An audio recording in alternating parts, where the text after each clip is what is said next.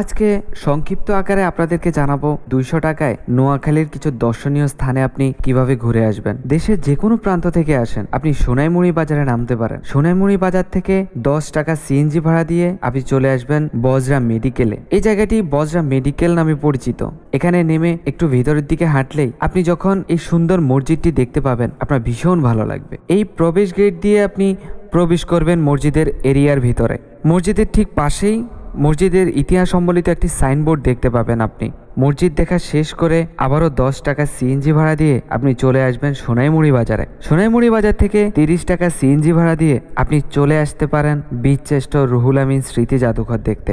বীরশ্রেষ্ঠ রুহুল আমিন স্মৃতি জাদুঘর দেখা শেষ করে আপনি 30 টাকা সিএনজি ভাড়া দিয়ে চলে আসবেন সোনাইমুড়ি বাজারে। সোনাইমুড়ি বাজার থেকে আবারও 30 টাকা সিএনজি ভাড়া দিয়ে আপনি চলে আসতে পারেন জয়াক বাজারে।